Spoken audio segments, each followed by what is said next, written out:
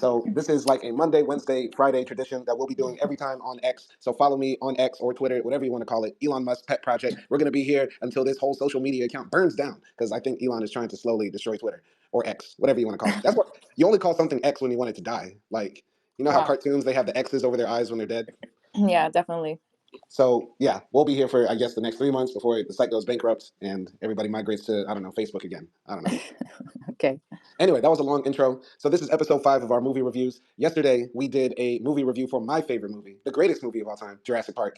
But now Akdi has her favorite movie out here, and she's going to be doing a breakdown on why this is the greatest film of all time, if not the only film that should have ever been made. Am I right, Akdi? Wow. Okay. That's a lot of pressure that you put on me, but I'll defend my case, Your Honor. You got this. So the movie we're looking at is 12 Angry Men. The only star in the movie that, I guess is in it is Henry Fonda. I guess he was a big deal back in like 1957. He got all your granny's panties wet. And basically the movie is the story of a jury in deliberation for a murder trial, a first degree murder trial that happens sometimes, in like 1950s America. And it's basically 12 guys in the room deciding on the fate of this 18-year-old boy who's accused of knifing his father to death. And, the movie starts off with the judge, in the courtroom telling the jury, you have to come to a concrete agreement. It has to be unanimous. Leave no room for doubt. He seems very tired and like he doesn't care about the case. And the camera pans to all the faces of the jurors and stuff like that. And I thought that was a good opening scene. What did you think of that? I think it's very interesting because that's the only time we actually see the court and the guilty person, right?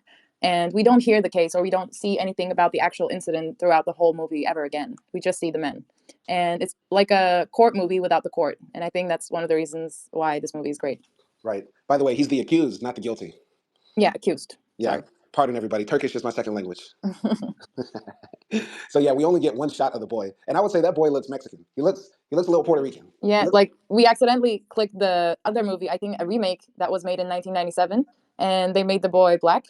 no, he wasn't black. No, he was not. He wasn't, or maybe he was Mexican again. I don't know. Yeah. Either way, in both movies, because we watched like the first 1 minute of the 1997 remake, and in both movies, the boy looks a little swarthy. He looks like he gets a good tan in the sun. Yeah. He looks like he could have been a little extra in Molina. Okay. That was an Italian movie reference. We're sophisticated. Pinky up. So anyway, after the scene where they show the jurors, the judge, and the accused, they go into the back room and they're in the jury pool room, and it's very hot. Supposedly, the movie takes place during a New York City summer, which can be sweltering. All that concrete just sort of traps the sun rays, and so the people are there taking off their coats, dressed like 1950s men. Their belts are up to their belly buttons. They're wearing like striped, sports jackets and stuff like that.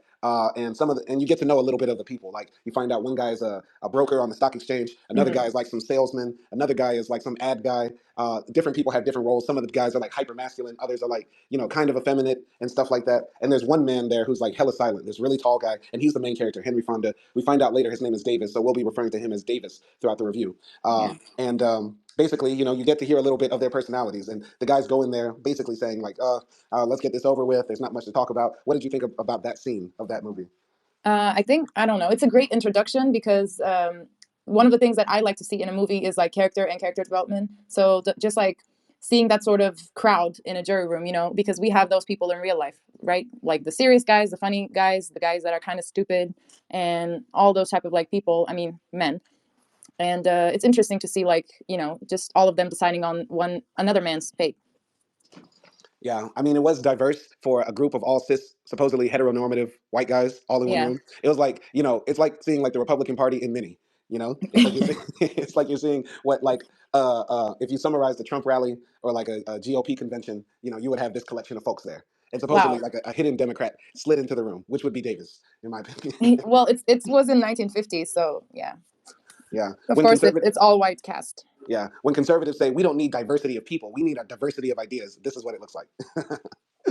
So yeah, basically they all start sitting down, and one guy is complaining, saying, I want to make it to my baseball game later. I think another guy says he's gonna like hang out with his wife later or something like that. I don't know. They're all just ready to go, right? And so they take a quick tally. One guy is like the chair of the meeting. He sits in the front, and he's like, all right, let's take a quick vote. Everyone around the room, guilty, guilty, guilty. Oh, we got him not guilty. And of course it's Davis. Davis has been quiet to himself the entire time, and he doesn't actually say not guilty at first. I take that back. What he says instead is I don't know.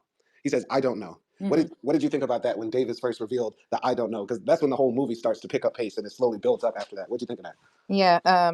First of all, I just want to say that maybe this movie is like my favorite because I really don't like people who claim that they know something because, Hold on, and wait, that's wait, wait. You cut out. Your connection dropped a bit. You got to repeat that. okay. Can you hear me now? Yeah, yeah. Okay, so I was saying that maybe this movie is like so close to my heart or one of my favorites because I really don't like people who say I know something for sure, like 100%. And that's the sort of like the theme of the movie. Like, what was it? Doubtful reasoning? Reasonable doubt. Reasonable doubt. Okay, Jay sorry. Z taught I'm me that. Turkish. Reasonable doubt. And that's the first time we get a hint of the theme of the movie, right? And I think that's such a great like line as well because he doesn't like it's not really a movie about like a man changing others' ideas, but it's a movie about like uncertainty. And yeah, that's just such a great theme for me because I value that so much.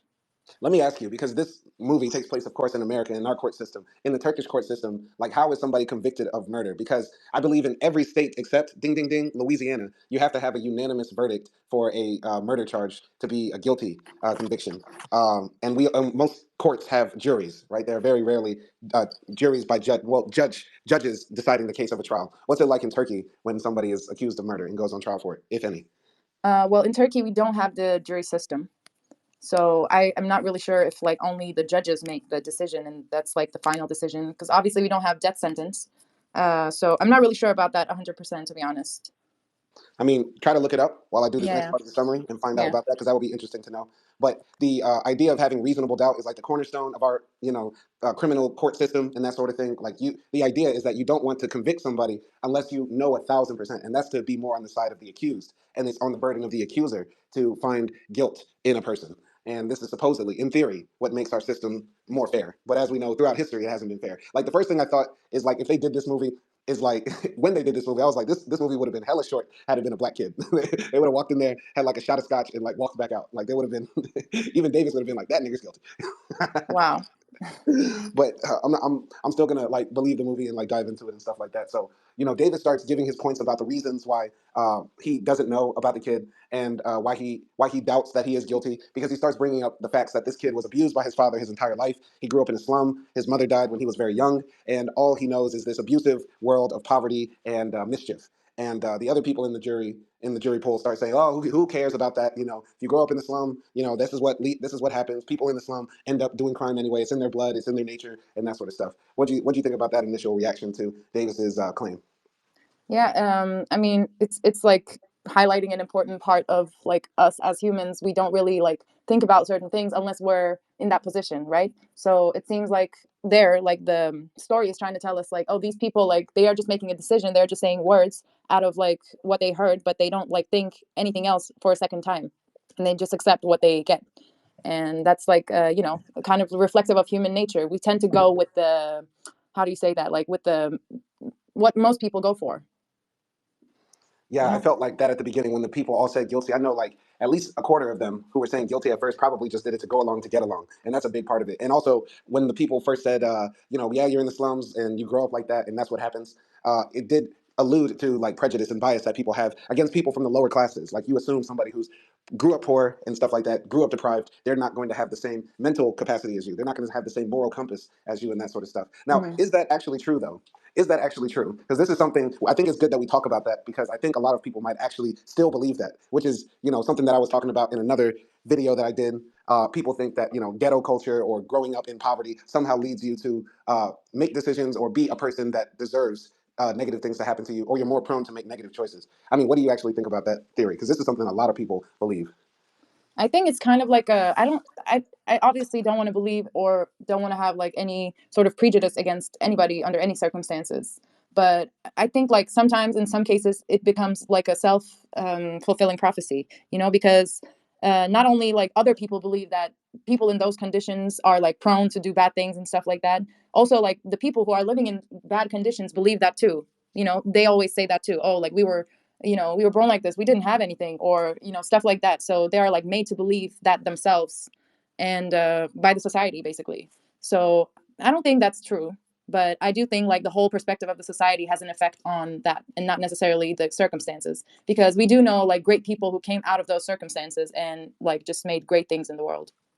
Right. And I think it's important not even to highlight the great people that rose above negative circumstances. Like you don't have to Hmm. point at, Yeah. an Obama who said, "Oh, Obama grew up without a dad, so, anybody can do it." What you have to look at is that how so many people that grew up in upper class or middle class society that didn't grow up in slums end up doing negative things too. Like there are people who, never wanted for anything or never needed anything all their lives and end up doing horrible, horrific things, right? Yeah. Even if it's not murder, your moral compass is not created by growing up in the slum. It's about what you've been taught, what people put into you, and also as well, like just your own decisions. And people that are in poverty can make their own decisions. People that are rich can make their own decisions. People that are in poverty can get good morals. People that grew up rich can get bad morals. So it's not just about that. The only reason that there's more crime related to poverty is that because people in poverty are more likely to do crimes to get out of poverty. It's not Yeah. because they have a different moral compass. Do you get what I'm saying? Does that make sense? Exactly. Exactly. No, I agree. I agree. Yeah. So that was just good to clear that up. To clear that up. So anyway, David starts talking some more. At first, the people aren't with him, and people's biases start coming out. So when the people start saying, "Oh, the people in the slums are like this and like that," one of the guys is like, "Hey, I grew up in the slums. You might still smell it on me. You might still smell that stank from the roach spray or something. I don't know." He was like, trying to say, "Hey, man," and he's like, "Oh no, we're not talking about you. You're one of the good ones," and all that sort of stuff. It continues, and Davis makes another argument where he says that how do we know for sure that the people saw him or heard him and that sort of stuff, and the people slowly start believing Davis's retelling of events and that sort of stuff. They start laying down the evidence to Davis though, and Davis starts. The people all go around the table and they start saying the facts of the case. We never hear the facts from the lawyers. We only hear people recounting what they heard in the courtroom. And so the Hmm. people start saying stuff like, at 10 o'clock at night, people heard him scream at his father, "I'm going to kill you," at the top of his lungs. A woman across the street saw everything that happened through the window, through an L train that was passing by, and that sort of stuff. And they saw the boy run out of the house. Supposedly, the boy went to the movies that night, but doesn't remember the movies he saw. Came back to the house at 3 a.m. to find his father dead, and then he gets arrested. And that's like as that. Those are the facts that we learn about the case. And then slowly over the turn of events, David starts to challenge those things. But when we first get the initial retelling of events, it sounds very convincing. Like everything Yeah. sounds like it actually does make sense. What did Yeah. you think about that part? Yeah, it definitely makes you say like what, like I get that this man is like some sort of humanist, like he's a good guy, you understand that when he like first explains himself and stuff, but at the same time you're saying like, okay, like how is he going to turn this around, because this looks like a pretty solid case. And like even the audience is like the jury in the sense, we say like, okay, like there's a knife, there's two witnesses, so how is this going to turn around, and we kind of like get caught up what all the other people are talking about. Yeah, I mean, the facts when they lay them out, they're very, cut and dry, and it makes it sound almost unbelievable that the defense that the boy put up, or at least his lawyer put up, the lawyer said that, he dropped his knife through his pocket, and he doesn't, he did buy a knife, but it fell through his pocket. And so, he had no way of killing his father because he was at the movies, but his alibi doesn't match up either. So I kind of believed the people at first, and I thought Davis was going to lose at the end. I didn't Mm. know where this movie was going, honestly. For me, going into this movie blind, I was kind of wondering where's this going to lead. Is Davis going to change his mind? Is this going to be a sad story? I don't know. It kind of ended inspirationally, but don't want to give that away yet. Yeah. What did you I think? mean, also like the case that they're discussing in the movie, it's not something like outrageous, right? Like it's a boy who killed his father, and it's like it sounds like just like a normal, like sort of a story that you would hear in the quote unquote like slums. And yeah, so I think that's also like something that's very good, because the story is not dependent on how like incredibly twisted or intelligent the guilty person was. It's Mhm. not about like the crime itself, but and it's also like something that we might hear every day. So it's just like, for me, those things in the movie are like very humble, and the movie has like humility. Hmm. So yeah, I don't know, that's what I thought about like that first, when they first started introducing the case.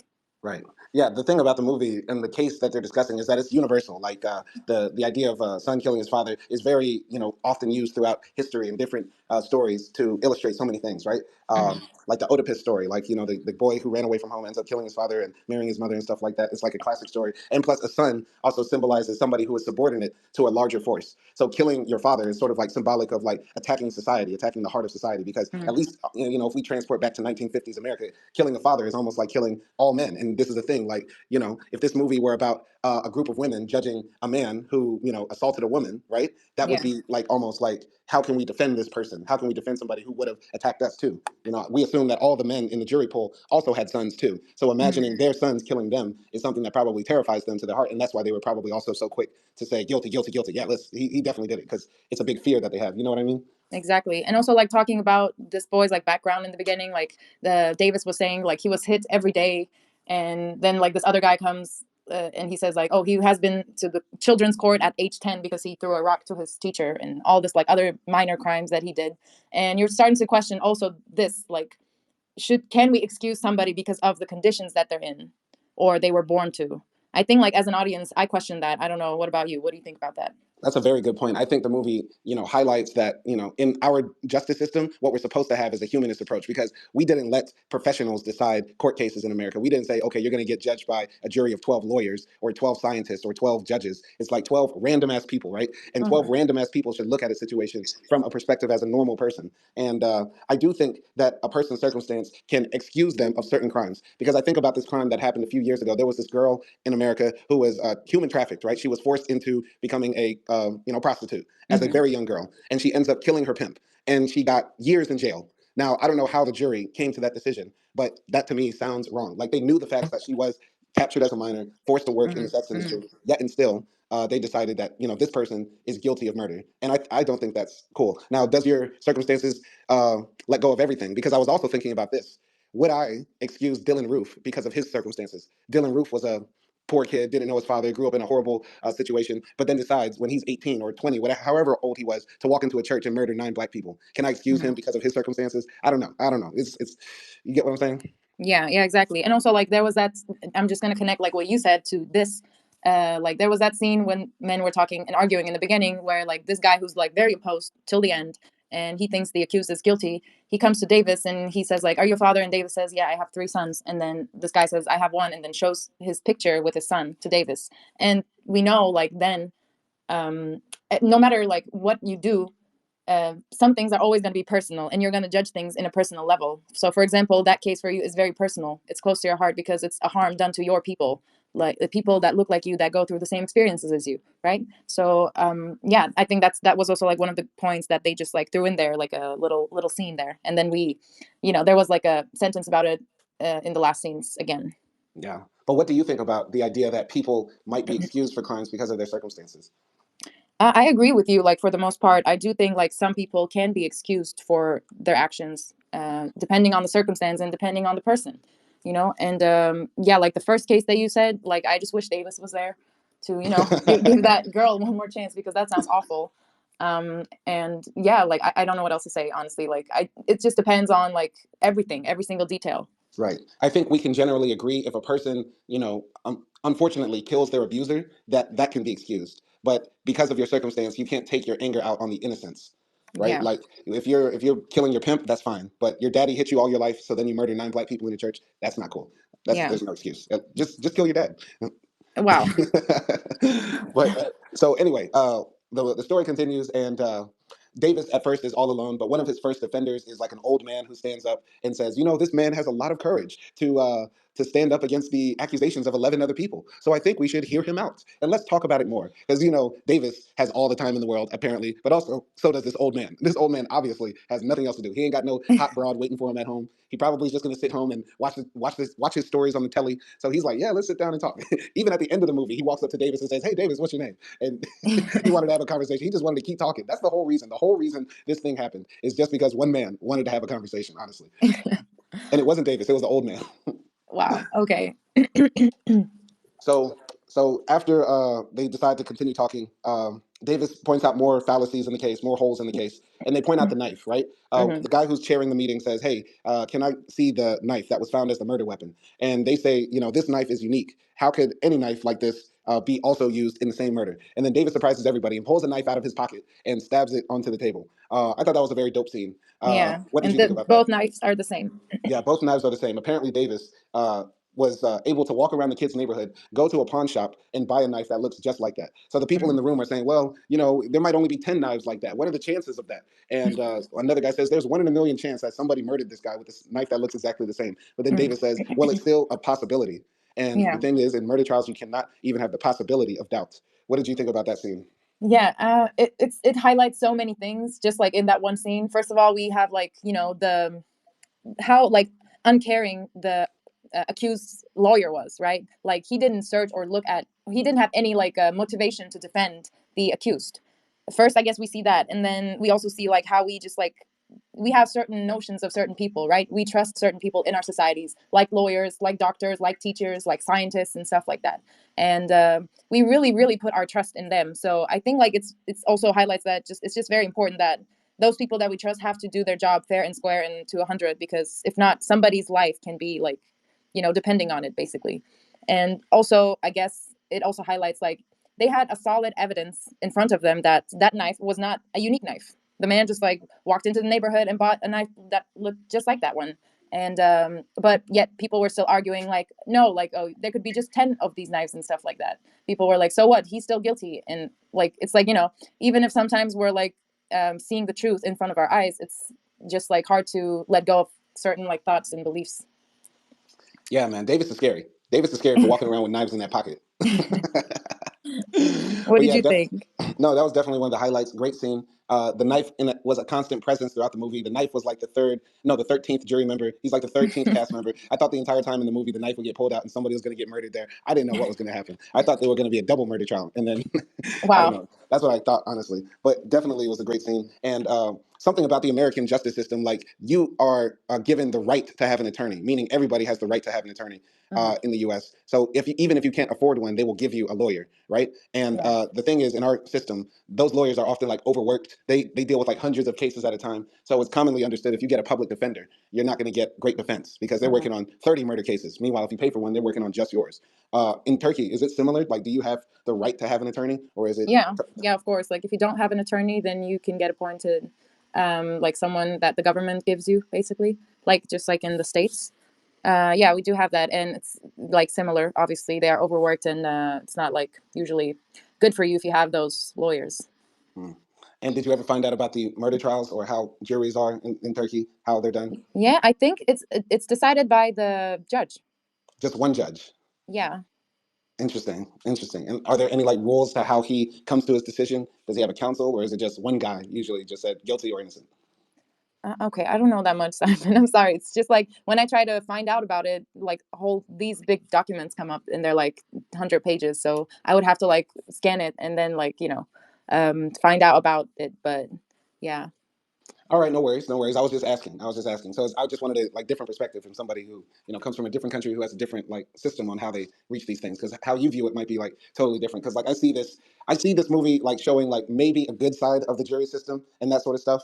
But Hmm. I feel like it doesn't sometimes reflect reality and like the jury system. It's like giving hope to how it could work. But then I think about so many other cases that you're wondering how the jury came to that decision. And the thing is, a lot of juries in the U.S. are secretive. You don't know who's on them, and a lot of the times the lawyers, the prosecution and the defense both pick the jurors, right? They don't just pick random people. They screen out a lot of people. The lawyers for the accused and the accusers interview them, and then they finally agree on who they want. And oftentimes they want to get the least informed people. They want to get the people on there who don't know anything usually, and the people who often have a lot of free time. And they only pick the people who are registered voters too. So they don't, pick a wide selection of people. They pick a small minority of a minority of people. Do you get what I'm saying? Yeah. So moving on in the story, the people slowly start to change their mind as Davis, gives out new evidence. The knife is a big part on convincing, I believe, about two people to come on his side. Davis's arch nemesis is like this guy in the jury pool who's like very rough and a blowhard, and he is just like he's guilty, and he's wanting to fight everybody. He's insulting everybody and stuff like that. Other people in the jury pool are like drawing doodles or trying to pitch their businesses to the rich guys in the jury pool and stuff like that. Meanwhile, they often have votes around the table through like blind ballots and stuff like that to continue going. And Davis Hmm. does this thing. Actually, before moving on, he says, if anybody agrees with me not guilty, let's just do a blind vote. I won't vote. And if one person says not guilty, we'll continue. Right? Or did I go back in the story? I don't know if I Yeah, went you forward or did. That backward. was when the old man changed his vote. Okay, that was when the old man changed his vote. Okay, Hmm. moving on, moving on. Where are we now? Where should we pick up in summarizing the I story? mean, like Davis is starting to like go over everything like the other people said about the case, right? The old lady and the old man that was living in the same building, and he started testing like these evidences. For example, he starts with the L train, right? He asks people, "Oh, how much it takes for the L train to pass?" Because the lady saw it through the train, and at the same time, the man heard the yelling and then the big bam on the floor. So yeah, he's saying like, "Oh, it takes 10 seconds," and then at the same time, the train passed. So the guy is old and he couldn't have heard the boy yell, or even if he did, he couldn't have identified because it's very loud because he lived near an L train before. So he just like that he goes like through cases one by one, and other people like start to question the whole thing, basically, right? Yeah, and people start saying, "Oh, that if a boy yells it so loud, he would still hear it." But he said, "No, that L train is like thunder. The once it's rolling Mhm. past, you can't hear anything." And that's kind of true because I remember going to Chicago one time, and those trains, because in Chicago they have above ground trains and stuff like that, and those things are hella loud, very loud. And Mhm. when I lived in Louisiana, I lived about half a mile down the street from a train track, and even from there, like those things are loud. You heard them at night rolling past. So very Yeah. true, very And true. I guess like most of the people start to really question it after he's discussing the old man's testimony. And the old men, they're talking about like the old men, and some of them, the old guy in the jury says like maybe the old man just wanted attention. He's 75 years old. Nobody listens to him. He's still living in the slums. He has this like raggedy jacket, and he had a stroke 1 year ago or something like that. And I understand him because I'm an old man too, or something. He Hmm. relates to the old guy. And then Davis like talks about, okay, so how come he's this old? And then he just like, after he heard the noise, he walked to the door in 15 seconds, and they asked for the map of the house.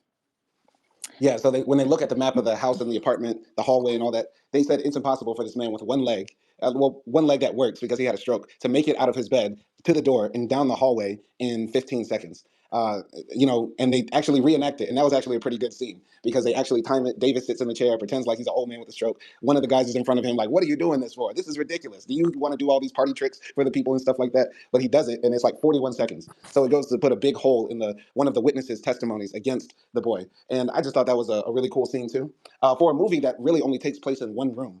It's really well how they made this room seem larger than life, and Hmm. also how it seemed active, and you were still engaged with all the actors. And And it's a pretty small room too. Like it's not like a big room. yeah, it's a small room. You feel the claustrophobia, but it also feels wide when people are doing these performances and these grand gestures. And you feel the testosterone in the room with all the guys like getting in each other's faces. The heat is getting to them. They're sweating profusely. They're threatening each other. You Hmm. feel that tension in the room, and Yeah. still they're able to bring all these characters to life. That was cool.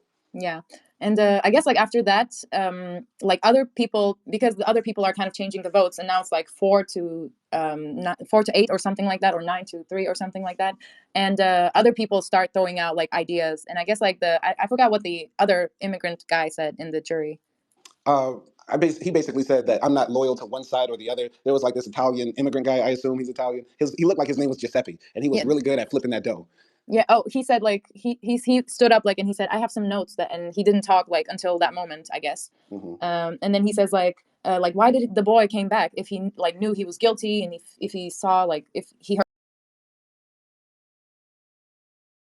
heard the lady scream, why would he come back and stuff like that. So other people actually start throwing out ideas for the not guilty part.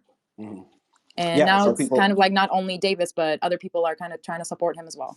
Yeah, exactly. Exactly. Like other people start saying, well, maybe the boy left in a panic and didn't hear the scream or thought maybe the scream was for something else and he wanted to come back to get the knife and that sort of stuff. But Giuseppe, I'm just going to call him Giuseppe, the Italian immigrant Giuseppe says, it doesn't make sense. If he left the knife there and did the deed, he wouldn't have returned. There's no reason to come back to the scene of a crime so soon afterwards and that sort of stuff. And he switches his vote. And that starts to also add on. And I believe at that point, now the jury is like 6-6, 6 for acquittal, 6 for guilty. And Hmm. then it becomes very tense. And the arch nemesis of Davis, is really getting hot and is like yelling at people and stuff like that.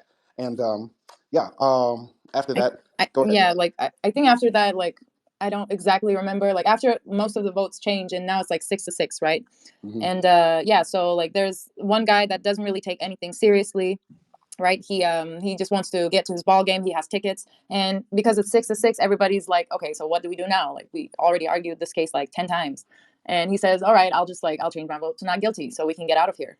Yeah, And then people like start going at him because like the people who thought that accused was guilty, they start going at him. They're like, oh, what are you talking about? Are you crazy? And I don't know. What did you think about like Giuseppe coming up to that guy and saying like, if you really don't believe he's not guilty, why are you changing your vote? right. Well, Giuseppe came up to that guy, the baseball fan, because the baseball fan had insulted Giuseppe for being an immigrant, low key. He said, "Oh, these people run over here to us and then start telling us how to run the show."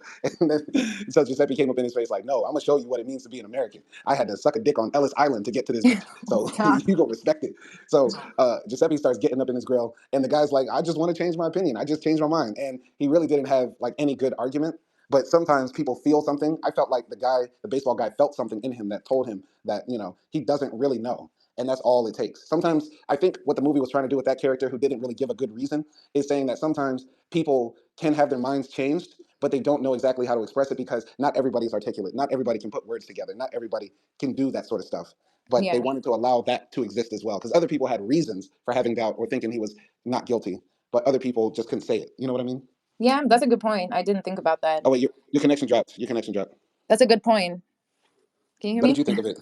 I thought, like, he was kind of like how do you say that, like a spineless guy, I guess. And he was not really like taking anything seriously. And it was like, okay, so we have like also these type of people in our juries, or even as like as a judge and stuff like that in our justice system, that don't really like care about what happens to other people, and they just care about like material stuff. And yeah, like, and those type of guys won't maybe like never admit that you know they have changed their minds, or they're like not sure about anything, but they will just do it when they feel it, and they just really won't like admit something. Right. Something else I just thought about right now is that in this movie, I feel like Davis was trying to really hammer home the idea that, their decision is really about somebody else's life. Because there's several times where he said, if this was you on the jury pool, oh no, if this was you being accused, wouldn't you want people to talk about it? Don't you Hmm. think somebody's life deserves at least a conversation? Don't you think, like, we shouldn't take this so lightly when we're talking about matters of life and death?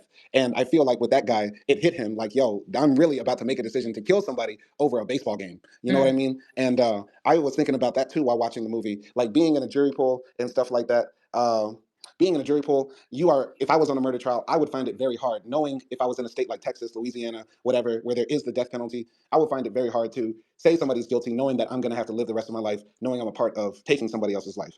And I Mm. think that this movie, in some way, is anti death penalty, even though they don't say it. I feel like they really set that impression in you that in matters of life and death, what side will you stand on if you make that decision? And does that Yeah. make us no different than the murderers? What did you think about that? Yeah, exactly. I mean, the movie has very like humanistic approach. Our favorite character, our lead character, is like this guy who's just like for life. He wants the boy to live, or he at least he's giving this a reason to not take his life away, because he's 18 years old. And definitely the movie hints like anti death sentence and all of those in the right areas. Absolutely. So I think we're getting close to like the end. A lot of other things happen. People start changing their minds, and now the guilty people, the people who have guilty verdicts on their minds, are now in Yeah. the minority. It's now about three people left. There's one guy who's like a very astute stockbroker, smart guy, nice suit, all that sort of stuff. People notice he starts rubbing his glasses, and his Oh, whole thing was, there's one more scene before that. I just want to like point that out too. I thought that was like a kind of like a hidden gem there as well, because one of like the very strong oppositions of Davis guy starts going off when it's like 6-6 or 7-6 or something, and he's saying like and then he really starts like going at everyone who thinks this guy is not guilty, and he says something like, I would I would press the thing myself for the chair or something like that, right? I'm not mistaken, right? yeah, no, that happened. Yeah, he says like if he had the chance he would like kill the accused himself, and then like everybody goes kind of like disgusted quiet on him. And yeah, like he just freezes, and then he goes like into the corner of this room, and he just sits down and doesn't say anything at all. I thought that was like such a good character development ending. I don't know, what did you think about that? He just like realizes how dumb he is. Well, that's not like fully what happens. What really happens is like he stands up and starts going off about people from the slums, and he starts saying all these basically prejudiced, Mm. biased things about people. He said, "What's the matter with you people? How can you side with these slum dwellers? That's what they do in the slums. They kill people. They get drunk. They don't care about human life. They would kill us all if they could. How dare you think about these people this way? I know a few of them. Some of them are good people, but a lot of them are really bad. And yeah, if I could, I would pull the lever on all of them." And as he's just going off and saying this stuff, the two other people who agree with him about the kid is guilty, they're looking at him like, "Oh God, this is bad." And all the other people who believe not guilty stand up and turn their backs to him and look out the window and stuff like that, which sort of symbolizes people turning their back on that sort of like ignorance and that prejudice and that sort of bias. And the people who believe he's guilty are ashamed to be with that guy because they're like, oh, look who we're siding with. Look who is defending our cause, an ignorant, biased bigot, and that sort of stuff. And yeah, I Right. thought that was a really good scene too. Yeah, I don't know, like, because if you think about it, in our society, nobody wants to say they are like discriminating. Nobody wants to say they are racist. Nobody wants to say they are classist and all of those things. Nobody wants to say they are sexist. But at one point, all of those guys agreed with him, right? They were on the same side, all 11 of them. And yeah, I thought that was just like a good point that they made in the movie. I think another good scene that we might have skipped over during the scene where Davis reenacted the old man getting out of his chair and not making it to the door in 15 seconds. The guy who is the arch nemesis of Davis, the really blowhard who just wants this kid to be guilty no matter what, gets really mad at Davis and threatens to fight him over something Mhm. Davis says. And then the guy says to Davis, "I'm going to kill you." And Davis says, "You don't mean that literally, do you?" Because that was the whole phrase that was used to incriminate the kid. One of Yeah. the old man said he heard the kid say, "I'm going to kill you."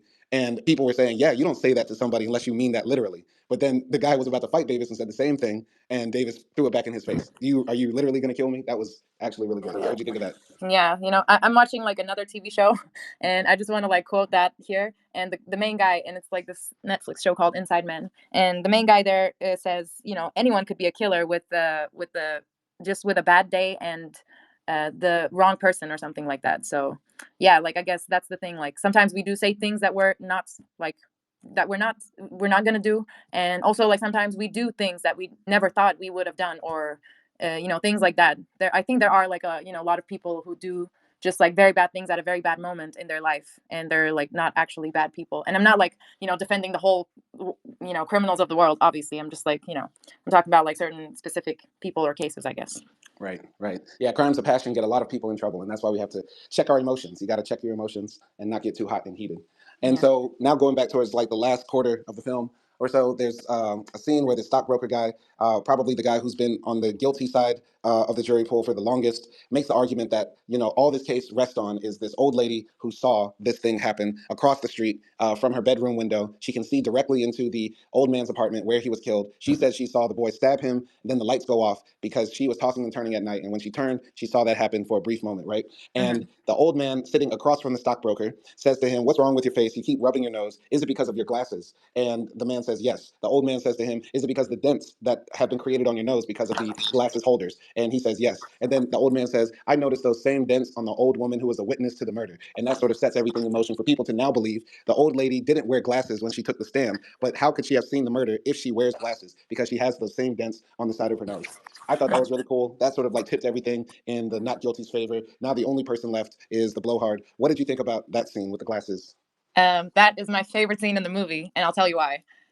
One, the broker guy, like in the middle of the movie, maybe like I don't know, like 40 minutes into the movie, the guy who's sitting next to the broker guy is like complaining about how hot it is in the room, and he asked the broker guy, "Do you never like sweat?" And we look at this broker guy, and he's like sitting with the whole suit while everybody's like have taken off their ties, and they're just sitting with their shirts on, and they're like extremely like you can see the sweat marks and stuff like that, and the broker guy doesn't have a sweat on like his face, and he says, "No, I don't sweat." And then that's the end of the conversation. And when he realizes at the end of the movie, the broker guy realizes that like the old lady could be wrong because she was wearing glasses, a drop of sweat comes down from his head. I didn't And notice that. that's so good. That's why it's my favorite scene. And he sweats because he realizes it. He realizes that there is reasonable doubt.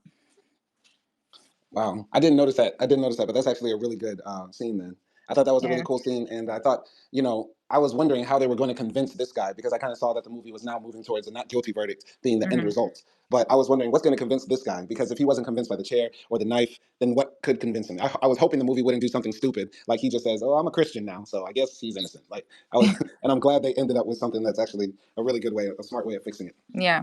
Yeah. And then yeah, I guess we get to the end of the movie where it's just like only the sorry, Davis goes around the room asking people like, "What do you think? Let's do one last vote." And then he goes around. Everyone says not guilty except his arch nemesis, right? Mm. And he says like everybody's looking at him now. He's the only one that has like the uneven vote, right? Has a different vote, and yeah, he looks at everyone like, "Why are you looking at me? Like I'm not gonna change my mind. I think he's guilty, and you're never gonna change my mind. So we can just like go to the judge and say this is like a hung jury or something like that."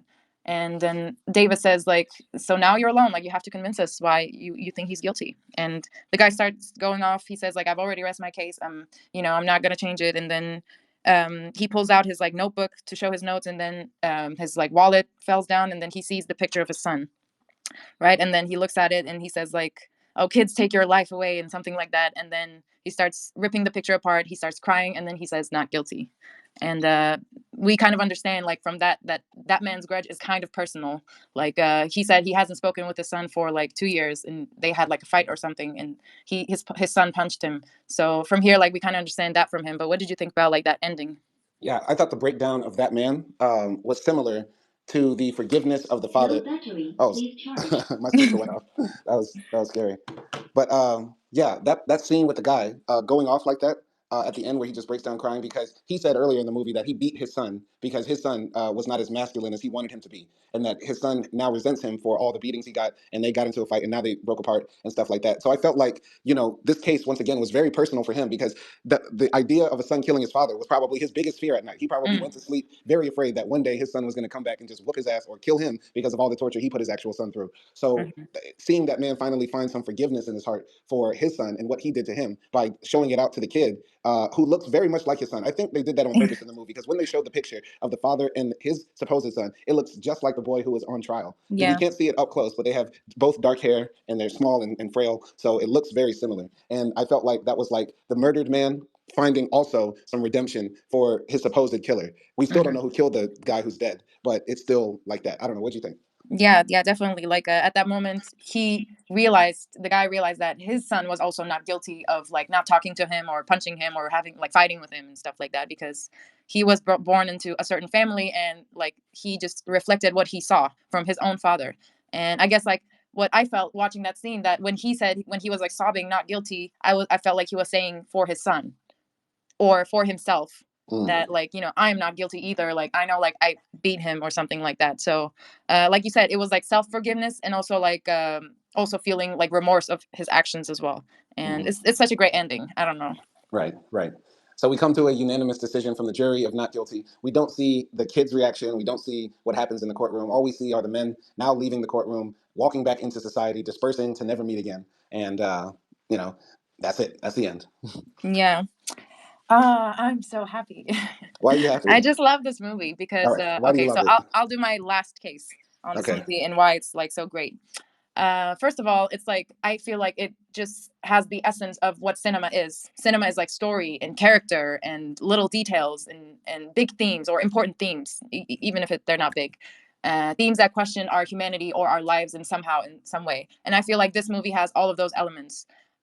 Like it's reflective of our normal lives where we have societies full of people like that jury room. We have an aggressive person, an ignorant person, an alpha, a bully, or um, the wise man and the humanist and all of those things in our societies as well. And yeah, I just don't know. I feel like you can see a lot from the characters. You can kind of know some of their backstories. You can see their developments throughout the movie. The movie is like the story, I feel like, is really strong and really good because it all takes in one place, right? And it's also like a really old movie. It's black and white. And even through all of that, you still follow, you question the kid yourself, you question the case yourself. And yeah, like it just makes you like follow everything that is happening, even though like it's all happening in this one little room. So the story is like the emphasis. But then also there are these little tricks that the director made, like the sweat drop or the knives, where the knife is picked up the second time to be said that this was the murder weapon and it wasn't, and stuff like that. So I don't know. That's why I love this movie so much. I don't know. Tell me, what do you think about it? I think what I really appreciate about this movie is dialogue because one of the biggest problems with modern movies is that actors don't do lines anymore. There are no soliloquies, there's no monologues, there's no, epic rants, there's no, character driven stories where dialogue is the thing that gets you excited. Now it's all special effects and that sort of stuff. Boy, I sound old. Back in my day, but I really think that the movie holds up really well. I don't know why they would make a remake, and I wonder if the remake is actually good because I bet they Mm. did a lot of bad cinematography and weird camera angles trying to make it interesting because people's attention spans, are probably not as sharp as they used to be. Boy, I sound old. Back in my day. Uh, yeah, I think it's a very dope movie. It's great to watch. I would say it's probably a classic. I haven't heard of it before, so I'm not like, cultured enough to have been aware about this movie, but I'm glad that I did watch it. Is it the greatest movie of all time? I feel like this movie, how can I say this? I would say that this movie, in a way, um, how do I say this? It's American propaganda in a way of making our justice system look like it works, like it actually cares. But nobody actually looks at the big deal, the big picture. That why does this country that is trying to sell you on this idea that the justice system works when we have the death penalty as the consequence? Like I feel like Mm. in other countries, like they would have been asking the question, wait, why are we killing people in the first place, even if they committed murders? You get what I'm saying? Yeah. I can so as an American, like I have a more, like I guess, a critical eye of this because the whole premise of Hmm. it is flawed in a sense. And then on top of that, it's hard not to look at this movie throughout the lens without the lens of race because Yeah. once again, it's 12 angry men, but they forgot the other adjective right in front of men, right? And when I see this movie, I think about all the deals, all the politicians, all the many hundreds of years that 12 angry men were in a room deciding the fates of people that look like me, of women, of different people in America who Hmm. had to suffer under whether there was a Davis in a room or not. Yeah. So it's good to see that Davises do exist, at least in theory, right? But Hmm. it still bothers me to see a film where they, of course, because of the time, they didn't see a problem with it, right? Yeah. But it's hard for me to imagine this movie with at least one black man in the room, right? Yeah, Imagine of this course. I movie mean, with, there wasn't a yeah, woman in the movie either. You know right. what I mean? There's no women and there's no black people. Like this room looks like what they imagined America to be at the time, right? Yeah, And of course. but then it also gives me hope because OJ got off with 12 angry men in the room. You think OJ got free because Davis was in there? Like, well, the glove didn't fit. Yeah, well, maybe. I mean, who knows? And also, like, yeah, of course, the movie lacks those modern elements that we have now, or like the modern like justices, I guess we have now, which is like having a diverse cast in terms of everything, like race, sex, religion, whatever. And so, of course, it lacks that, but obviously, that is because of the time. But I think if you still watch this movie today, it gives you that opportunity to discuss those things of today's standards. I think be, this is one of the reasons why it's timeless is that you can still watch this today and look at this movie and think, okay, so what if this was like a mixed room? How would it happen like that? Or why it should be a mixed room and things like that. I think it is such a great conversation starter and such a good discussion movie. Yeah, absolutely. I just want to make this clear because I don't want anybody to listen to this or watch this and say, oh, Simon just wants there to be a black trans gay chick in it just for the sake of it. No, what I'm saying is like, I'm not asking for the cast itself to be diverse just to have representation in the movie, but just the idea that so much of our society has been, in reality, 12 angry men in a room, Hmm. right? Hmm. In our government, in our boardrooms, in the juries, in all this spheres of influence, in all the places of power. It's just been like this. And it just reminds you that, Hmm. a lot of the times, if anything good happened, it might have just been a Davis in the room Yeah. because they were so quick to jump on guilty. They were so quick to just do the basest thing that seemed right at the moment. And maybe, a few good people caused things to happen, even Yeah. if it was against their own self-interest, right? Does that make sense? Exactly. Yeah, of course. And we can't just depend on Davises to come up here and there and save us, right? We need like all or most of our people to think like Davis or at least have a critical mind of certain things. At least we need to like raise next generations according to that. So, yeah. Right. Another thing I want to say about this movie, it it might sound like I'm talking out of both sides of my neck, as if like I'm not, making a decision or whatever. But I want to make this clear. On one hand, the movie is depressing when you analyze it from the fact that a few men have had control over our society for a long time, right? But Hmm. another thing is that you see the possibility for our justice system to work, our society to function in a way that is humanist, that is forgiving, that is redemptive, because we do have in America a system that, on paper, should guarantee so much freedom and possibility for second chances, for people to put the law in their own hands, and for there to be true democracy, right? Like, actually, when they ask people, what part of government actually works in the U.S., nobody says the president, nobody says the Congress. The place actually where there's the most democracy in the U.S. is like in the jury system, because that's Hmm. actually normal people sitting down and figuring out the issues, right? And so, on one hand, you see this positive part about our American society, but then on the other hand, you see, the negatives that the biggest part of our democracy for a long time has been held in the power of just a few people who decided the lives for others. Does that make Yeah. sense? Of course, of course. No, I think the jury system is a great system. Like, yeah, like when I just looked up at Turkey and I'm like, okay, so the judge decides everything and he doesn't have to respond to anybody. Like that doesn't make sense, obviously. And I do think jury system is good, but also like it's not only the jury system that like does everything. So it's like other parts of the justice system that also has to be adjusted, I guess. Hmm. And like I don't know, the people who decides the jury, are they just like chosen randomly? No, I explained that to you earlier, but I'll say it again. So Oh. basically, anybody who's registered to vote is automatically selected to jury pools, right? Yeah, but And like who decides who will go to which case? so once again, it's random, but they're selecting from people who are eligible to vote, right? So you have to be 18 to vote in the U.S. And a small minority of like people who are 18 are already registered to vote. And it's not automatic registration either. I think in Turkey you have automatic voter registration. Yeah. So you have to go sign up to vote, get a card, and everything like that. And it depends on your state too. Other states make it easier. Some states make it harder. And so the vast majority of people who are selected to vote are usually like older people. You know what I mean? Mhm. They pay you to go to jury duty. You get a letter that you can give to your boss, and your boss can't fire you for going to jury duty. That's illegal. So they pay you, but it's not a lot. It's like maybe $25 a day or something like that. And basically, you're selected out of hundreds of people. And yeah, the lawyers will ask you questions. and the lawyers will be for the prosecution or the defense. And basically, what they want to select are basically the people who are the most uninformed, but also seem like the most unbiased. But Mm. mostly the first part. They want the people who are the most uninformed because they can be easily influenced, right? And Mm. yeah, So are you saying there's a bias on the in the jury system? it's supposed to be uh, the jury system is supposed to be as neutral as possible, right? Mm-hmm. In theory, right? So like Trump is going on trial right now. So Trump's lawyers, the people defending Trump, are asking potential jurors, "Hey, what do you think about Trump? Do you like Trump and stuff like that?" Somebody says, "I don't care about Trump." They might say, "Okay, we want that guy." Or somebody says, "I really like Trump." They want that guy. But then the defense, I mean, the prosecution, the people who are going after Trump, will ask the potential jurors, "Do you like Trump?" And they'll say, "Yeah." They'll say, "Get him out of here." You get what I'm saying? Okay, so but you said it's random selection. So how can they say we want this judge? Because they come to an agreement. They screen through a lot of people, ask a lot of people a lot of different questions, and then the prosecution and the defense come to an agreement on the 12 that they want to listen to their case. Mm. Does that make sense? Yeah. Yeah. So Do you think it that's would be better they just if they just picked out randomly, like totally randomly? um Like they just have like names on a system and they just like draw one or 12. I mean, maybe I don't know. I'm not a lawyer. I'm not a legal theorist. I'm not Okay. sure. I You don't have really an answer for that. I don't know. you've never been a jury, right? Yeah, I went to jury duty once. Yeah. And what, do you remember what it was for? It was. We also have business jury cases. So, like, if Mm-hmm. if a business sues another business or a person sues a business, they can also ask for a trial by jury. At least in Florida, I went there. I got a call. I got a card to give to work. They gave me like $20 or something like that. They didn't even ask me questions. They just said everybody can go home. You won't be selected. I got a free day off from work. Most people complain about jury duty. Most people say, "Oh, jury duty sucks," but mine didn't suck. I got a free day off from work, $25, and Okay. I Oh, so just you played just went PlayStation. there for the selection, but they didn't select you. Yeah, they didn't select me. Okay, and My, you can go again though, right? Like yeah. they call you again. Yeah, of course. I mean, it's random. It could happen anytime. You Okay. never know. My mom was on a jury one time for this drug case. There were these few girls, like three girls, who got caught with like a trunk full of marijuana. And Mm.